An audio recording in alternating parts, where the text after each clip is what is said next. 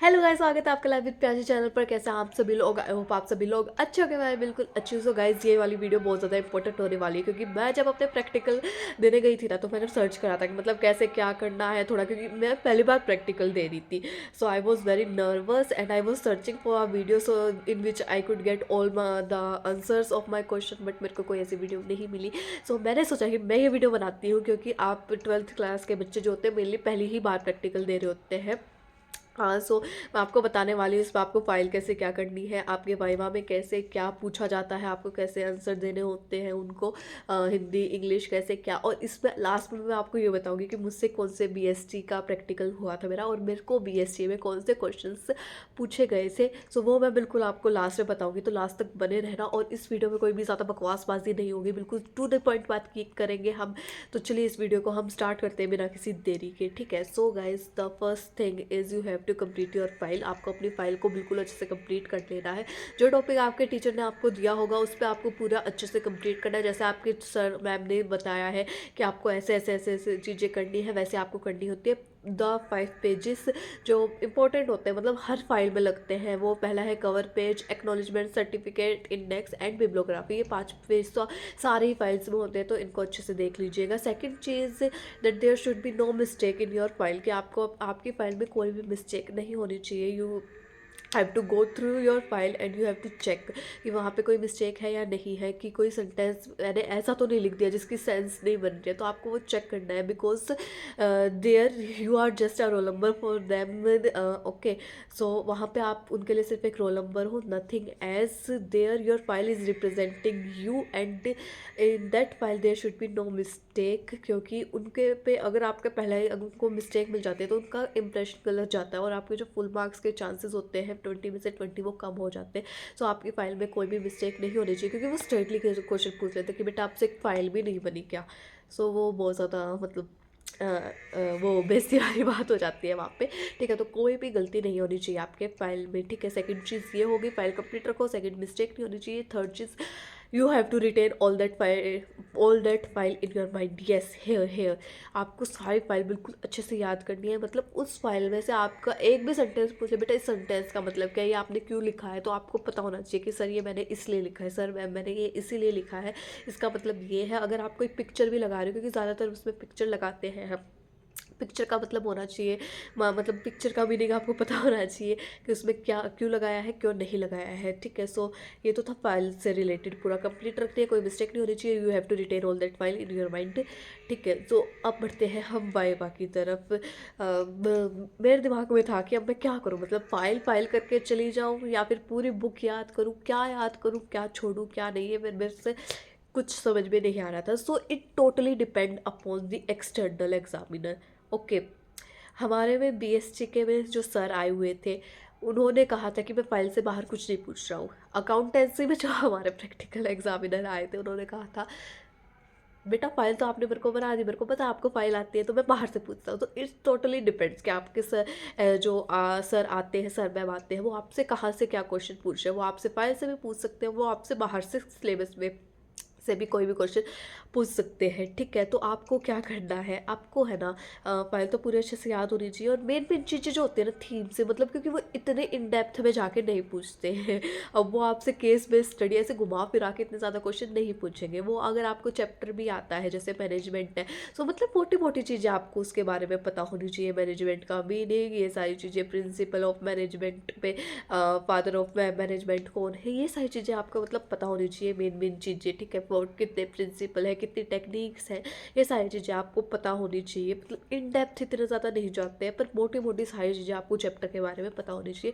सो या you have to go through your book also. आपको सारी चीज़ें आपका बुक में जाके एक बार अच्छे से पढ़नी होगी। And I will suggest you, if you watch any video then you can watch. मतलब मेरे को इतनी ज़्यादा हेल्पफुल नहीं लगी वो वीडियोज़ की, मतलब कौन कौन से क्वेश्चनों के चांसेस ज़्यादा होते हैं प्रैक्टिकल एग्जाम में आने के, तो मेरे को इतनी ज़्यादा नहीं लगी। क्योंकि इट टोटली डिपेंड आपकी फाइल किस चीज़ पे है, फाइल से क्वेश्चन पूछते हैं और उन सर का मतलब क्या चल रहा है कि अब मेरे को किस चीज़ से क्वेश्चन पूछते हैं। क्योंकि वो सर भी कुछ जुलिंदा क्वेश्चन लेके आते हैं कि मतलब यही रिपीट कर दे हैं मेरे को एक दो करके, ऐसे करके, ठीक है, और बाकी जो बच्चों की पहले टर्न आ रही है उनको पकड़ो और पूछो कि कौन-कौन से क्वेश्चन आए, सारों को लिख लो जितने तुम्हारे टर्न से पहले आ रहे हैं उनको पढ़ लो। मतलब ज़्यादातर हमारे में भी यही हुआ था, ज़्यादातर रिपीट से, पर कई फँस गए थे कि अब मैं तुमसे नए क्वेश्चन पूछूँगा, तुम पहले से पढ़ के आ रखे होगे क्वेश्चन। सो ऐसा हुआ था। ठीक है, तो वाइवा के टाइम पे आपको ये करना है। अब आप जा रहे हो वाइवा लेने के लिए, प्रिपेयर हो गया कि मतलब आपको पूरी बुक एक बार चले जाना, भाई आपका कुछ नहीं जा रहा है, एक बार 20 नंबर का सवाल है भाई। ठीक है, अब हो गया कि वहाँ पे जाके आपको कैसे क्या बैठना है, कैसे क्या, क्योंकि that was the situation when I get entered in the room and I sit there and the sir was checking my file. That was the very tense situation for me. वो बहुत ज़्यादा टेंस सिचुएशन थी, बहुत ज़्यादा nervous हो गई थी।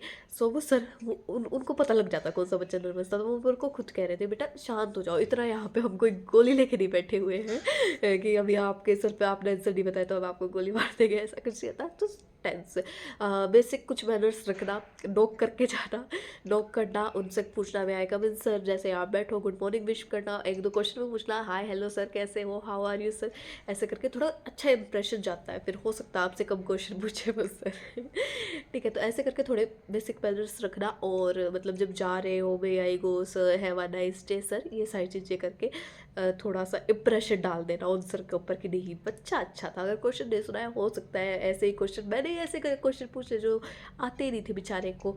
ठीक है, तो ये चीज़ करना आप। और थोड़ा जैसे आप जाओ कॉन्फिडेंस के साथ जाना। अब नेक्स्ट चीज़ की हिंदी में जवाब दे या इंग्लिश में जवाब दे, क्या करे क्या नहीं करे। हाँ, when it was my turn, वो मैं तो नर्वस थी, सारी इंग्लिश ऐसे कहीं जा रखी थी मेरे को, क्योंकि उन सर ने खुद भी मेरे से हिंदी में ही सवाल पूछा था। तो जो चलो बेटा इसका आंसर बता दो, चलो बेटा ये बता दो, तो उन्होंने मेरे को खुद ही हिंदी में ही क्वेश्चन पूछे थे, तो मैंने भी उनको हिंदी में ही जवाब दिए थे। And for me the Hindi language is more easy for me, मतलब कि मैं ज़्यादा कंफर्टेबल हिंदी के साथ ही रहती हूँ। इंग्लिश के साथ मतलब बोल लेती हूँ, लेकिन इतनी ज़्यादा कंफर्टेबल मैं इंग्लिश के साथ नहीं रहती। सो हिंदी मेरे लिए ज़्यादा कंफर्टेबल थी, तो मैंने हिंदी में ही जवाब दिया। और वो सर खुद हिंदी में बोल रहे थे, तो ऐसे कोई रिस्ट्रिक्शंस नहीं है आपके पास कि आपको इंग्लिश में जवाब देना है, आप जिस लैंग्वेज में कंफर्टेबल हो। मतलब मेन चीज़ है आपको उनको ये बताना है कि सर मेरे को कॉन्सेप्ट क्लियर है, मेरे को ये कॉन्सेप्ट आता है, चाहे वो आपको हिंदी में जवाब दो, चाहे वो आप इंग्लिश में जवाब दो। ठीक है, सो हो गया, आई थिंक सो सारी चीज़ें कवर कर ली है मैंने। लास्ट में जिसके लिए आप रुके हुए थे कि मतलब मुझसे कौन से क्वेश्चन पूछे गए थे वाइवा के टाइम पे, सो जो मैंने फाइल बनाई हुई थी वो थी मार्केटिंग मैनेजमेंट से रिलेटेड। ठीक है, तो उन्होंने मुझसे पूछा था पहली चीज़ कि ब्रांड क्या होती है। ठीक है, ब्रांड पूछा था, ब्रांड क्या होती है। सेकंड चीज़ एफिशिएंसी और इफेक्टिवनेस पे मेरे को एक क्वेश्चन पूछा था कि एफिशिएंसी और इफेक्टिवनेस में क्या फ़र्क होता है। देन मेरे से एक प्रिंसिपल पूछा था, वो क्या था वो, यूनिटी ऑफ कमांड, वो वाला प्रिंसिपल पूछा था मुझसे कि इसे एक्सप्लेन कर दो। ये 3 क्वेश्चन मुझसे पूछे थे, मैंने जवाब दे दिया था। यस, जवाब दे दिया था, मैं पढ़ के गई थी हाँ, तो मतलब मेनली ये 3 क्वेश्चन ही पूछे गए थे मुझसे। और हमारी टर्न पे क्या हुआ था कि हमारे टर्न में ऐसा हो गया था कि मतलब सर थोड़े लेट आए थे, सर थोड़े लेट हो गए थे आने में ही। सो हमारी टर्न में 3-3 बच्चों को करके ऐसे भेज रहे थे। स्टार्टिंग में जो 10 बच्चे थे वो एक एक करके गए थे, फिर जो लास्ट में थे ना 3-3 करके जा रहे थे। सो जब मेरी टर्न थी, वैसे तो मुझसे मेनली तो ये 2 ही क्वेश्चन पूछे थे, यूनिटी ऑफ कमांड वाला और ये जो इफेक्टिवनेस और एफिशिएंसी में। वो तो एक बच्चा था, उन्होंने दोबारा ब्रांड का बता दिया था, तो उन्होंने मुझसे पूछा था कि बेटा ये सही कह रहे हैं या नहीं कह रहे हैं। So that question was like that. ठीक है, हाँ, सो हाँ, मतलब ये तो मुझसे 2 क्वेश्चन ही पूछे गए थे। और यस, हो सकता है आपकी टर्न में कई क्वेश्चन पूछे गए हो, क्योंकि सिंगल सिंगल जाते तो 5-6 क्वेश्चन पूछ रहे थे। और वो टाइम इतना टेंस था कि बच्चे वहाँ जा रहे हैं, 5-10 मिनट लग रहे हैं, हम भी सोच रहे हैं ऐसा क्या पूछ रहे हैं सर उनसे। और वो आ रहे हैं ना, एक दो बच्चे तो ऐसे डुक चढ़ा सा, मैं नहीं बता रहा, खुद जाके देख लेना, ये कर लेना। ओ, इतना गुस्सा आ रहा कि ठीक है भाई, तू प्रैक्टिकल देखे आया, ठीक है, ठीक है। सो गाइज यही था मेरा वो। और अगर आपको जानना है कि मतलब मेरे BS अकाउंटेंसी में कौन कौन से क्वेश्चन पूछे गए, तो मेरे को कमेंट करके बताना, उसके लिए मैं अलग से वीडियो ले आऊँगी उसकी अकाउंटेंसी की और बाकी सारी चीज़ों की, IP अकाउंटेंसी इकोनॉमिक्स। ठीक है, सो यही था आज की वीडियो में। आपको ये वीडियो कैसी लगी कमेंट करके ज़रूर बताना, कोई डाउट हो तो बताना, और आपसे कौन कौन से क्वेश्चन पूछे गए प्रैक्टिकल में ये बताना, ये वीडियो हेल्पफुल थी या नहीं थी ये ज़रूर बताना। आज के लिए बस इतना ही, मिलता है आपसे नेक्स्ट वीडियो में, तब तक बाय।